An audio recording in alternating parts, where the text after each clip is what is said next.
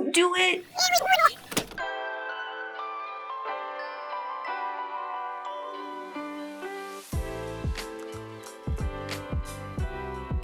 We are the Daughters of St. Paul, and we evangelize through the media. And this week, we're reacting to The Avengers. This is one of my favorite movies ever.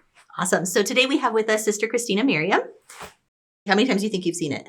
I think it must be at least 7 times. Okay. Yep. I love all things Marvel, so Marvel Nerd. kinda. I'll be honest, I haven't seen it since, when it came out. Like when it was in theaters? Yeah. Okay. So Very this will be that was super epic. I don't remember anything. Captain America is cool.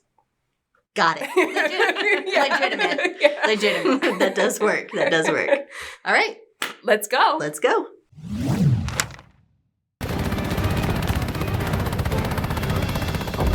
Coulson!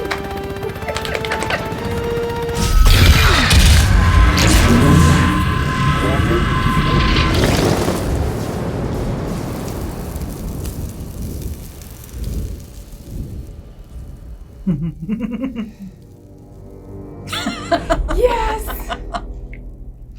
Sir, please put down the spear.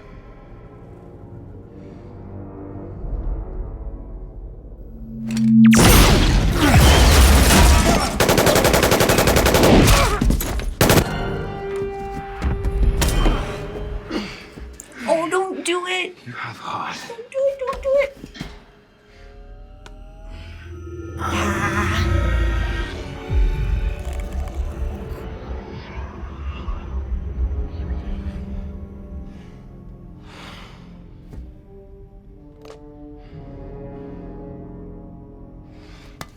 Please don't. I still need that. This doesn't have to get any messier. Of course it does. I've come too far for anything else. I am Loki of Asgard, and I am burdened with glorious purpose. Loki, brother of Thor. We have no quarrel with your people. An ant has no quarrel with a boot. You planning to step on us? I come with glad tidings. Of a world made free. Free from what? Freedom. Freedom is life's great lie. Once you accept that in your heart,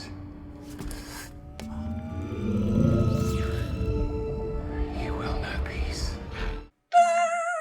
It's interesting how he uses actual gospel quotes. Yeah, biblical language all over the place, but not. But to proclaim the opposite of the gospel. I come with glad tidings. Yeah.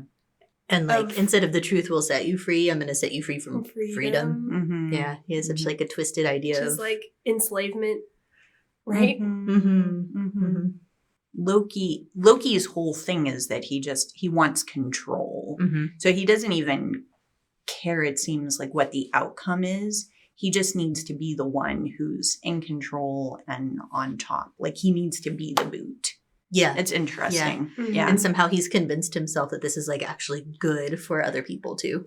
Do you think he even cares? I don't even know if he cares. I don't know if he cares, but he does. He's trying to convince them that this is good for them. Yes. And so in some way he has to be somewhat convinced of that himself. You're so incompetent and dumb and little that actually my having power is the best thing for all of us. Yeah. Or being under my authority will give you freedom. In a corrupt, twisted kind of way. It's glad tidings of freedom under my rule. Yeah. He's an interesting villain. He's one of my favorite villains, I think, of all time because of how multifaceted he continues to be in the Marvel universe. Yeah. Are you here to kill me, Miss Romanoff? Because that's not going to work out for everyone. No, of course not. I'm here on behalf of S.H.I.E.L.D. S.H.I.E.L.D. What if I say no? I'll persuade you. And what if the other guy says no? You've been more than a year without an incident. I don't think you want to break that streak. This is the Tesseract. It has the potential energy to wipe out the planet. What does Fury want me to do? Swallow it? He wants you to find it. It's been taken. It emits a gamma signature that's too weak for us to trace. There's no one that knows gamma radiation like you do. If there was, that's where I'd be. I love how already in the storyline it's setting up each character of like, this is the first time we're seeing in Avengers that there's an awareness of each other's superhero gifts. Like that one hero can't do it alone. Yeah. I like too that genuinely part of like, yeah, eventually we do need the Hulk, but we don't necessarily really know why. Right. But genuinely, like Dr. Banner, gamma ray expert is the guy that we are seeking. Right. You know, that's like, true. It's not even the Hulk in this case. it's her and her ability to like get in and out of situations and kind of like make them basically to get the team on board, which in the later Marvel phases, you'll see that her take that role on like really intensely more, but you see the seeds of it here that she's capable of just like really figuring out what makes a person tick. And then like for each person as they kind of get recruited, like there's some special gift that they're kind of bringing to the table. Yeah. And weaknesses. And weaknesses. And those are like already on display too. Yeah. Yeah. In a sense, like Black Widow also has this gift of tying all the threads together and like seeing all the potential and like start her feminine genius at like, here's our assets. And our assets? Your brains. There's a strength. I steal. That's it? Of what we can do to fight like together. Weaving the web. Yeah, exactly. You know, like Spider Hero, but not Spider-Man. You have reached the life model decoy of Tony Stark. Please leave a message. This is urgent. Then leave it urgently. Security breach. Phil. I can't stay. His first name is Agent. Come on in. We're celebrating. Which is why he can't stay. We need you to look this over as soon as possible. I don't like being handed That's things. fine, because I love to be handed things. So let's trade. Thank you. Official consulting hours are between 8 and 5 every other Thursday. This isn't a consultation. Is this about the Avengers? I gotta say, it's an honor to meet you. Officially. I sort of met you. I mean, I watched you while you were sleeping. Creepy. I mean, I was present while you were unconscious from the Even ice. better. You know, it's just a huge honor to have you on board. Well, I hope I'm the man for the job. Oh, you are. Absolutely. I like Coulson because he is like a stand-in for all the fans. Because he's like the OG Avengers fan, and you see it every time he shows up and he's around them. Yeah. But he's also like a legit hero himself without having any actual super powers. But like he wants to help people, he wants to protect people, and he has the guts and the bravery to do it. And I think that he does that for the viewer of the movie, but I think he does it for the characters also. Like, he kind of reminds them of what they're there for in some ways. And in a really literal way later. Ooh, yeah, I like that. Yeah. I like that because that's something that we can do in our own lives too, where we can like remind the people in our lives of like the best of who they are. Yeah. Yeah. Yeah. I want to be a Coulson. Yeah. In some ways, like that's a Barnabas, right? Like, yes. the encourager. Like, yes. Yeah. He is kind of a Barnabas. Oh, I like that. Oh, Yeah. I've never thought of that before. Yeah. Question him. He who put the scepter in your hand, who gave you ancient knowledge and new purpose when you were cast out, defeated. I was a king. The rightful king of Asgard. Betrayed. Your ambition is little and born of childish need. We look beyond the earth to the greater worlds the Tesseract will unveil. You don't have the Tesseract yet. From that dialogue, you kind of get the sense that actually Loki's just trying to do to smaller people what's been done to him. Yeah. That he's acting completely out of his woundedness. Yeah, it makes him a really heartbreaking villain. Like, he does horrible things, like objectively horrible things, but also it's like he's so, he's acting out of his woundedness. Yeah. So it makes it heartbreaking to watch. Yeah, well, and I think part of what's heartbreaking, at least for me, because I'm not as big of like a diehard Loki fan as maybe you are, but like for me, what makes him most heartbreaking is the fact that the people in his life genuinely care about him. Yeah. And he cannot receive that care. Yeah. Like you see Thor, you see Odin, you see their mother like just trying to go after Their him. mother. Oh my gosh. Like desperately trying to go after him, and he will not let himself be pursued. And it's just so sad. He just can't trust it. Yeah. But there's reasons for that. And that's why I feel like his character has depth. Yeah, he's the kind of character that makes me like want to pray for him. Yeah. Be like, shoot, man. I wish you knew Jesus. Yeah, for real. Yeah. Is this a submarine? Really? They want me in a submerged, pressurized metal container?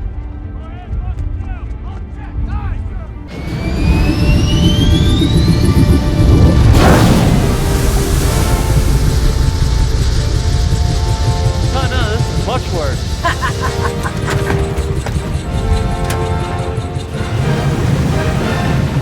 So the Avengers are the group that are like the pivotal characters that are going to do all the like saving, but there's a lot of people on there who are like nameless but integral to the whole thing, because without that whole crew there that we never get introduced to, except for the one guy who plays a video game. Yeah, they like have an entire support team of people that are invested in care. It's not just this simplistic Hanna-Barbera Super Friends, and it's just like DC Comics coming together, and there's no community of people supporting them. Yeah, it's true.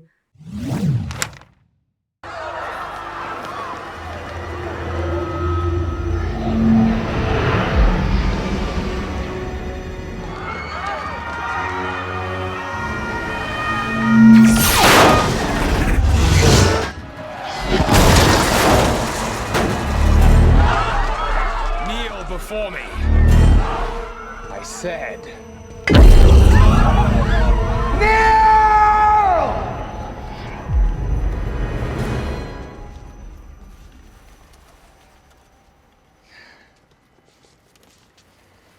Is not this simpler? Is this not your natural state? It's the unspoken truth of humanity that you crave subjugation.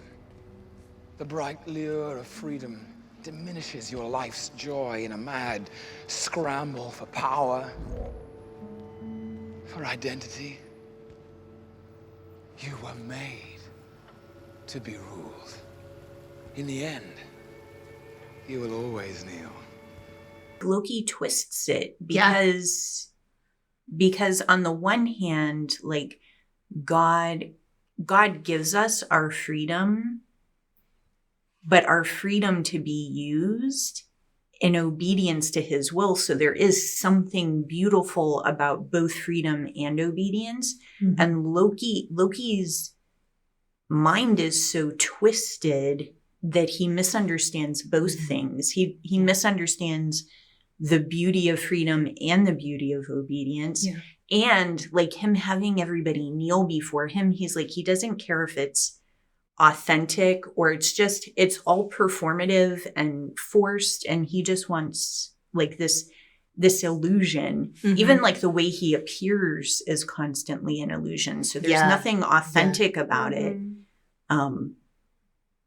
But also there is something beautiful as human beings about kneeling in worship before God, who is actually God, right? Not like Loki, who's this, Hulk will call him puny God later on.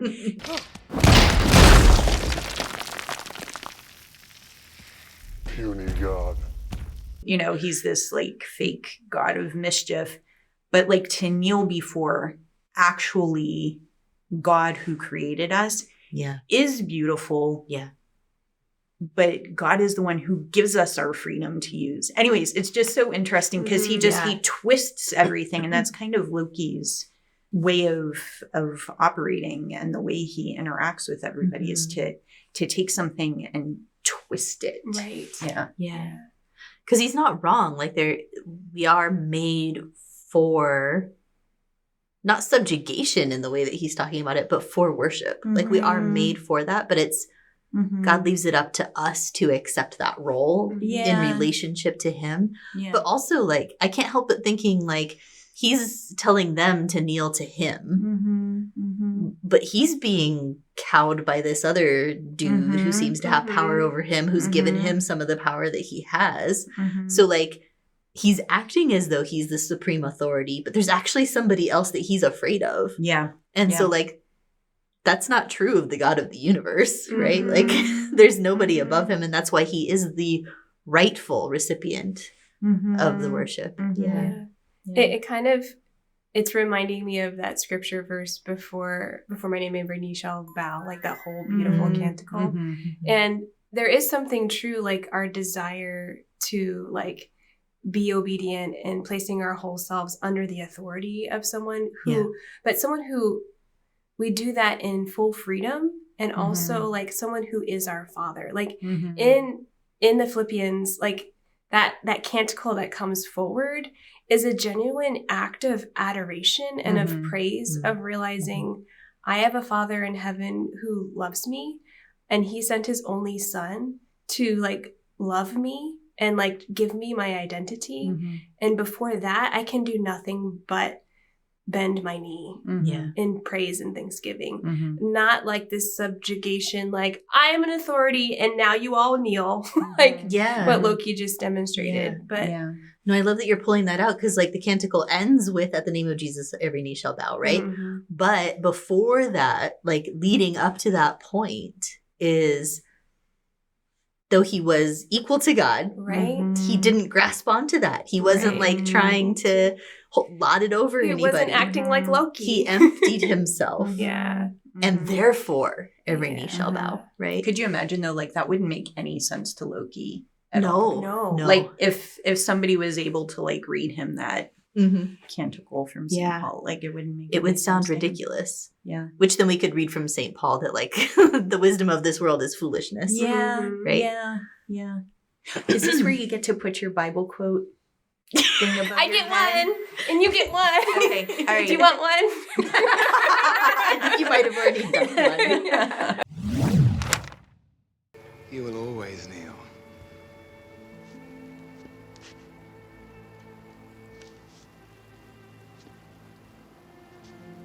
Not to men like you. There are no men like me. There are always men like you. Look to your elder people. Let him be an example.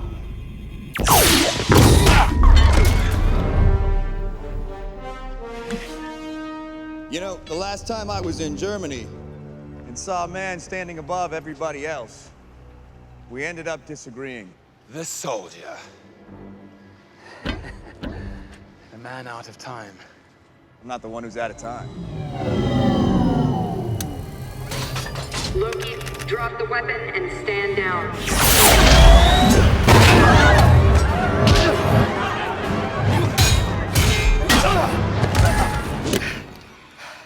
Kneel.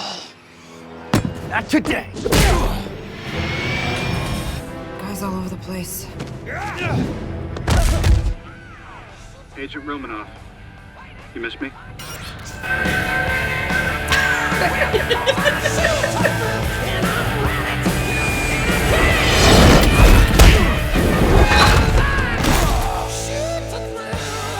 Part of what you love about Iron Man is that he's so, like, full of himself. But he will come in and he will, like, save the day or do the right thing, but he's got to, like, bring all the attention to himself. It's his great weakness, but there's also something, like, kind of endearing about it. The way that he does it endearing, but in some ways it is the same thing that Loki's struggling with. Yes. Yes, totally. Like, it is kind of the same character flaw. It's just manifesting in a totally different way. And Iron Man has to grow out of that. Yeah. Yeah. Yeah, it's just like show up blasting American acid rock. I actually don't even know this song. It wasn't Aerosmith. It was like something else. Yeah. Yeah. And I was like, Captain America definitely doesn't know that song. This is all about It's all Iron Man is showmanship. here. Yeah. It's all showmanship, and it's like the illusion that you were talking about. Like Loki's all illusion. Like Iron Man, in a lot of ways, is all about what it looks like. It doesn't have to look like that, you know. But he chooses what it looks like, and so that's how it looks. And he ends up being just kind of this like really full of himself, kind of divisive character that nobody really wants to be around because of it, you know. But always ends up making a decision to help the good in the end. Yeah. Well, like he's definitely like, it's like he's enacting his own woundedness in the sense of like he never got his dad's approval and he never, you know, like those kinds of things. Like he's enacting the same woundedness, but like in a way that benefits society as opposed to in a way that tries to oppress society. Yeah. But it's still not healthy. Yeah. He's still got things to work out. Yeah. You're going to grow, Iron Man. We believe in you. I want to know what you've done to Agent Barton. I'd say I've expanded his mind. And once you've won, once you're king of the mountain, what happens to his mind? Is this love, Agent Romanoff? Love is for children. I owe him a debt. Tell me.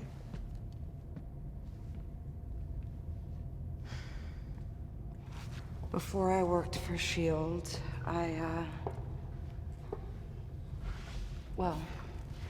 I made a name for myself. I have a very specific skill set. I didn't care who I used it for. Or on. I got on S.H.I.E.L.D.'s radar in a bad way. Agent Barton was sent to kill me. He made a different call. And what will you do if I vow to spare him? Not let you out. Oh, no, but I like this. Your world in the balance, and you bargained for one man. Regimes fall every day. I tend not to weep over that. I'm Russian. Where I was. And what are you now? It's really not that complicated. I got red in my ledger. I'd like to wipe it out. Can you? Can you wipe out that much red? Dreykov's daughter? Sao Paulo? The hospital fire? Barton told me everything. Your ledger is dripping. It's gushing red, and you think saving a man no more virtuous than yourself will change anything? This is the basest sentimentality. This is a child at prayer. Pathetic. This is Loki as the tempter. Yeah, I mean, even creepy reflective glass shot, shadowy figure, creepy temptation. Yeah. There's also something interesting in how Natasha starts out by saying love is for children. This is her repaying a debt, basically. And then Loki kind of throws it back at her by saying, like, you are being a child. But there's something about it, like, I feel like one of Natasha's weaknesses is that she is living out of this sense of guilt. So her heroism isn't motivated necessarily by, like, Coulson wants to protect people, or Captain America wants to protect people and serve his country.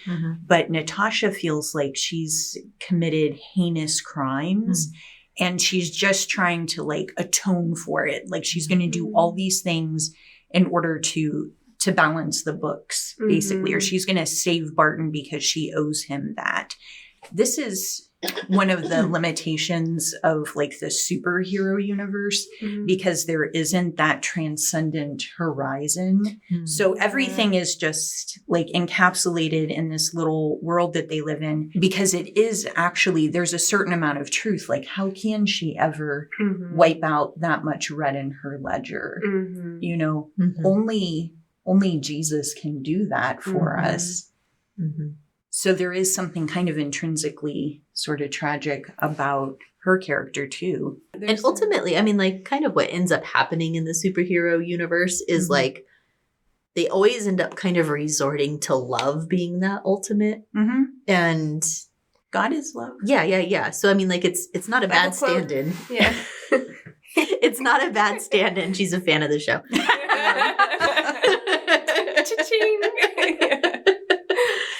Like, it's really not a bad stand-in if you're going to do a universe that's not presuming the existence of God or engaging the existence of God, to have love kind of be the stand-in. And one thing that I always really have loved about Black Widow's character and like Natasha's whole kind of arc altogether is like, her primary way of loving is not in like this romantic one-on-one way.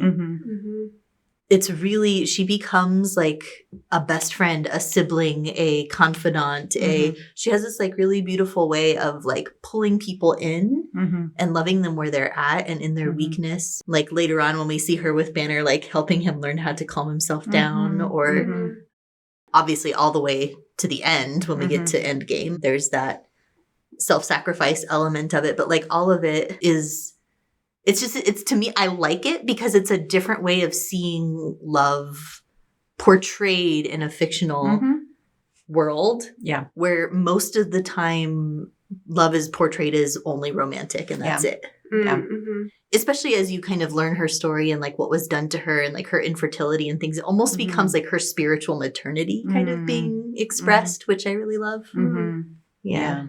I'm still kind of stuck on the image of Loki in his pure evilness and how really demonic it really is to know someone's red in their ledger in a sense. And like how realistic in a sense, like Satan does know our sinfulness and will use that to kind of make us feel discouraged and like play the track. Like he's playing the tape that she already knows in order to discourage her.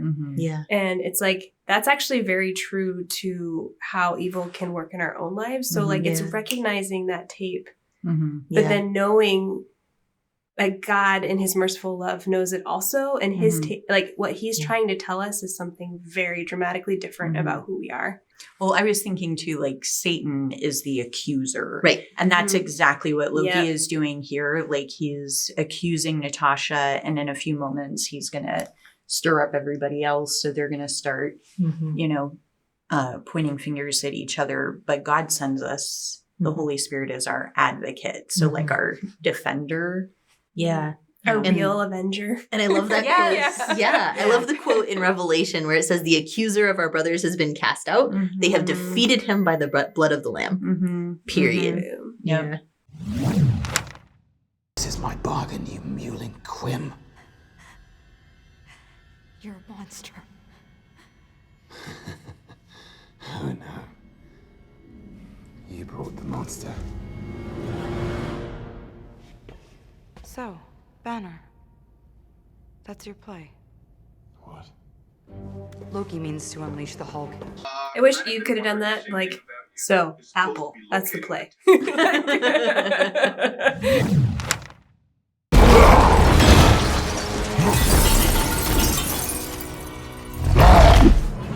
Hulk and Thor on research level 4, levels 2 and 3 are done. Sir, the Hulk will tear this place apart! Get his attention. Target acquired.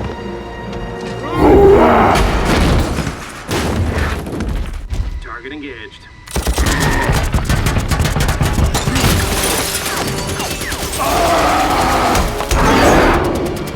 Target angry, target angry!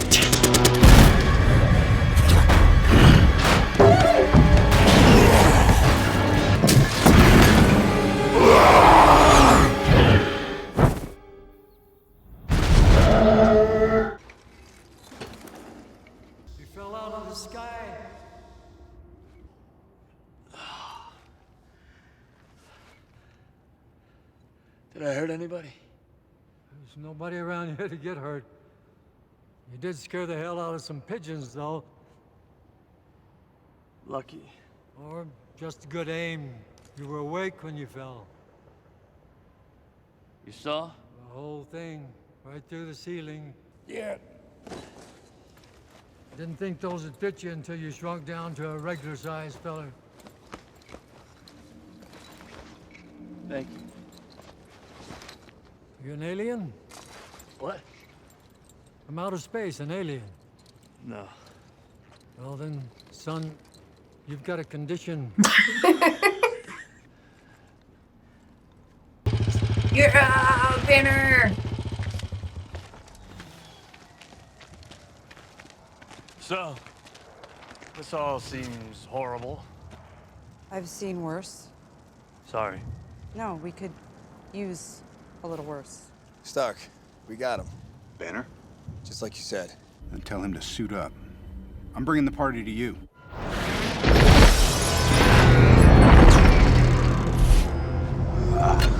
I don't see how that's a party.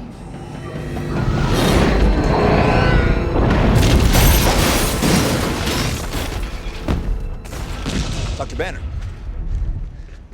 Now might be a really good time for you to get angry. That's my secret, Captain. I'm always angry.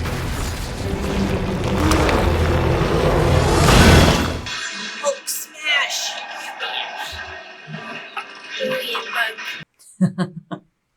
I think this moment when you like have Banner's reveal of like his trigger to turn into the Hulk is the moment that somebody told me once when they watched this, they thought of St. Paul saying, "When I am weak, I am strong." Mm. And now I always think of the Incredible Hulk in that light, that it's like, it's his weakness that is either like his fatal flaw, and he destroys everything around him, or it becomes his strength. And the more he learns how to control the Hulk side of him, the more it really becomes his strength.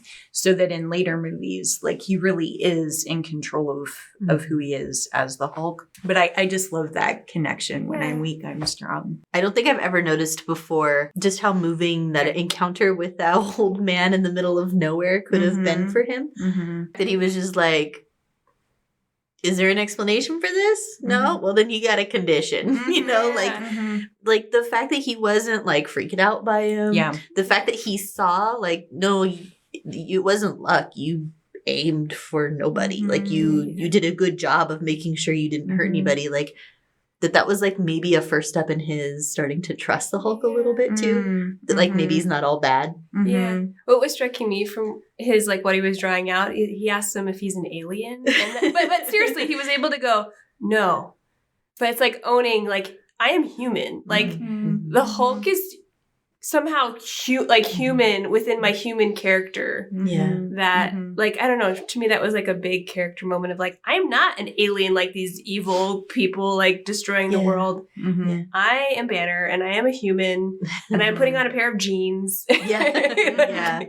So a little bit of like self-acceptance there. Yeah. And even maybe appreciation of like, if you fall out of an airplane at 30,000 feet, you die. But like the Hulk has saved his life multiple times, you know, which, I mean, they do point out earlier. I think Tony says something to that effect, like earlier on in the movie. And he says like, save me for what? You know? Yeah. And so like that little bit of like self-doubt and despair and kind of that place where he's kept himself of like, this side of me is just scary and bad and I need to keep it away from people. Now he's starting to see kind of like what you're saying with his weakness being his strength. Like, no, actually there is a way that this thing that has defended me can also defend other people and can be good. So you're seeing like the redemption of the Hulk, until like eventually later on the Hulk becomes like a gentle, lovable character in future movies. Just kind of a goofball. Yeah. Which is a really cool thing to see. And then you actually kind of love the Hulk. Yeah. I think something else at this like point in the climax of the movie there's so much like destruction happening, and there's been like that comic book violence all throughout the film. But like here you really see it showcased where, you know, the Hulk is just gonna, in a moment, we're gonna hear him say like he's gonna smash, you know, and the alien creatures that are coming through are just like destroying everything. And I know like the first time I saw this, I heard a lot of people comment on like there's just so much destructive violence, but you don't see like the consequences of it. And it's interesting that if you continue watching the Marvel franchise, that they start to talk about that, that like wherever the Avengers go, like cities are laid waste, and they start to be held accountable for that too. So it's an interesting dynamic, because the violence is maybe like easier to watch as a viewer because you're not seeing exactly like the human cost of it, but eventually within the story, the characters have to reckon with that. Yeah. You know. I feel like so many of like the alien like fly scenes, at least with like the laser beam, looks a lot like Galaga. Like I wonder if the tech, like the people making it were like, yeah.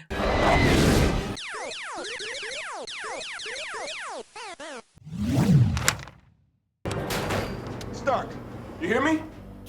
You have a missile headed straight for the city. How long? 3 minutes, max. Payload will wipe out Midtown.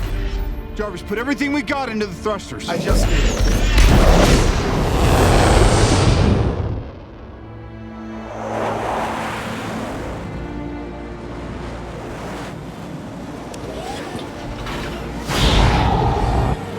Packages sent. Detonation in 2 minutes, 30 seconds. Mark.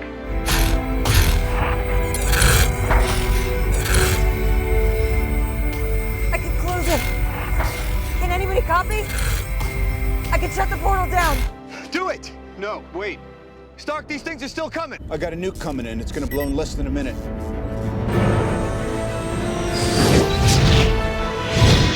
You got this. And I know just where to put it.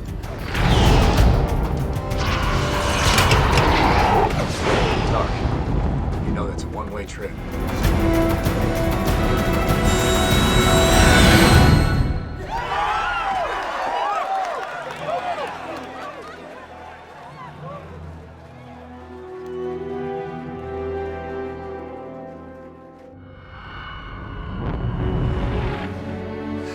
So,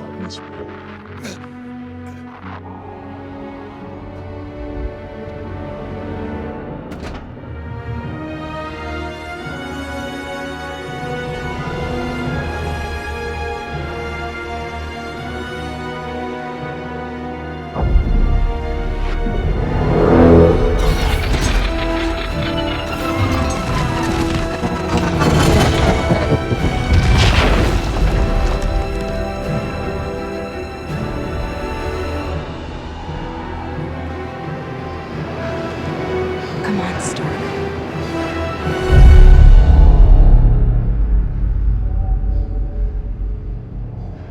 Close it.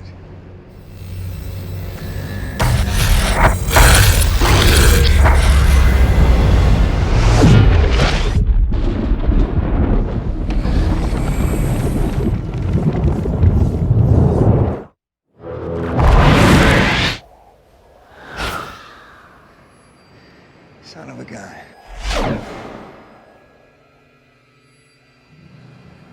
He's not slowing down. Oh, Steven. Good job, Hulk.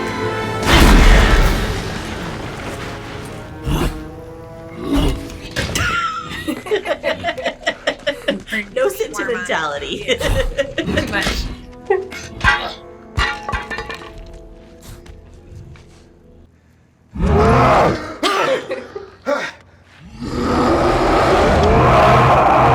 What the hell? What just happened? Please tell me nobody kissed me.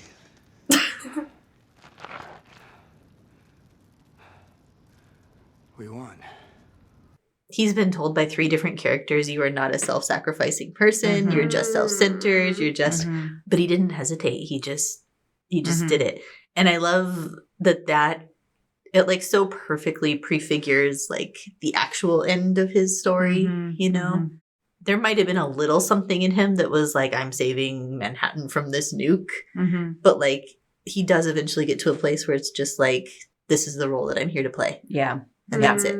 Yeah. Yeah. I remember the first time watching this being like, wow, like it's like really Tony's like beginning of his conversion or really becoming a superhero. Like it was really, it's moving even now. But at that time, you're like, you had not seen that come out of Tony Stark up until this point. Yeah. You kind of knew he was going to make it because the call didn't go through.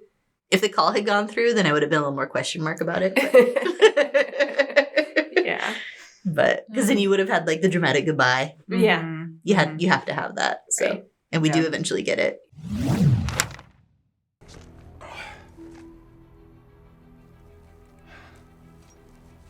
Now what you gonna do?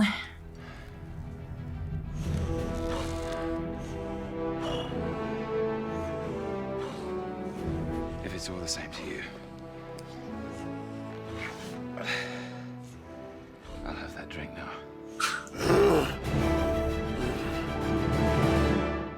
That was good. And that's the beginning of so much more storyline. And it's good to go back to that after a decade or whatever it's been. We're happy to be part of your rewatching experience. Mm-hmm.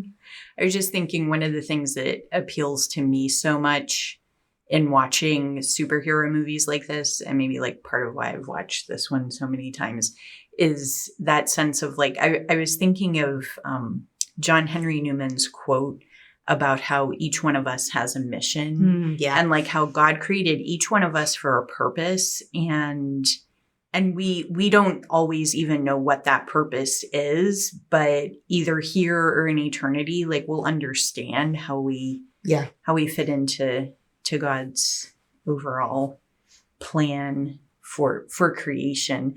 And so that sense of like each of the Avengers has a mission, all of the side characters around them who are playing a part, like they all have a mission, and to see them discover that and then carry it out is really satisfying. And it's like, it's exciting to watch.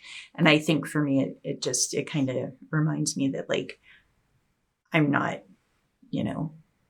Black Widow or something, but I have a mission. Like God has gifted me in a particular way and planted a mission in my heart. And like my fulfillment as a person is living that out. And you're the only one who can do what he's given you to do. Yeah. Like no one else. We're not like interchangeable. No one else can take that place. Yeah. Since we've been talking about Loki and that whole wanting to domineer and wanting to be in control and wanting, like, but in that warped, twisted way, throughout the film, the scripture that came on my heart is from Isaiah. And the prophet Isaiah, when he talks about, and upon his shoulder dominion shall rest. And like that's a prefigurement of Christ in the prophet Isaiah. And we know like even like the idea of shoulder resting, like we can see like the cross in that, and the sacrificial aspect in that. But I think it's right after that Isaiah actually names the name, like they shall call him Wonder Counselor, God Hero, Prince of Peace. It's like, it's just neat to see like the true God Hero, who is Christ, can carry like upon him dominion in a way that brings peace and that brings like what the longing of our hearts really are longing for. As opposed to like Loki's chaos, like you bow to me and I'm gonna warp my sense of domineering versus like carrying dominion as Christ did on his shoulder, like through the cross. Yeah, that's really beautiful. And like just thinking of so many of the saints have referred to the cross as his throne. And the cross is where he was actually labeled king. And that's where he wore the crown of thorns. It's like when Loki's saying, what is true power? Like that's actually the true power. Yeah, that's the true which power. doesn't look like power. No, and it's interesting too, even the way that like Tony carries the nuke on his shoulder too. Like now that I'm picturing, I can go there. picturing that, like that's that act of self-sacrifice and carrying the weapon, you know, that ultimately leads to victory. Yeah. In your weakness, God can show his strength. Give your weakness over to the Lord, and he will show his strength through it. I feel like that can be our prayer too. Like, yeah, absolutely. So we can pray that for ourselves. We can want that for ourselves, and we can also pray that for each other. And I think we'll be praying that for you, and we trust that you'll be praying for us too. So thanks so much for joining us. And as always, we are so grateful to everybody who has joined our Patreon community and really are the sponsors of these videos. So we're going to roll their names, and we'll be praying for you for the next couple of weeks until we see you again. All right, thanks, y'all. Thanks so much. God bless. Bye.